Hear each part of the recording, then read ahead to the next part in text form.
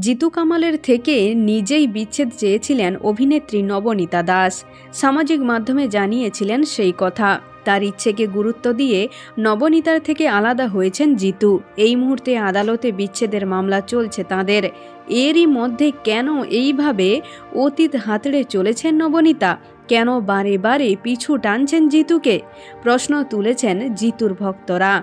কি এমন করেছেন নবনীতা যে তাকে নিয়ে উঠেছে এমন প্রশ্ন?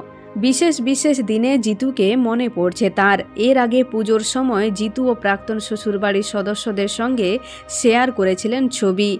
এবারেও করেছেন সেই একই কাজ। বড়দিনের দিন জিতুর সঙ্গে একটি পুরনো ছবি ভাগ করে নিলেন তিনি।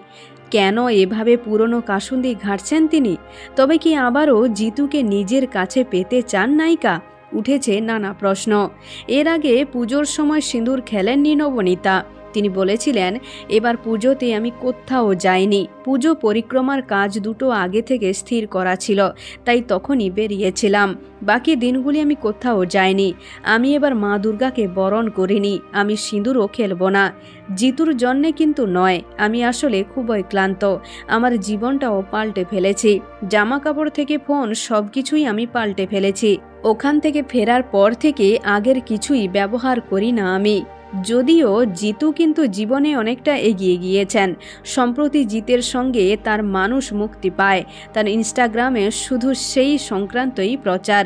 শোনা যাচ্ছে সামাজিক মাধ্যম থেকে নবনীতাকে ব্লক করে রেখেছেন তিনি। প্রাক্তনের কোনো কিছুই আর জীবনে ফিরে পেতে চান না জিতু কামাল। তো বন্ধুরা, এখন এ পর্যন্ত। আবারও দেখা হচ্ছে বিনোদনের পরবর্তী আপডেট নিয়ে। ধন্যবাদ।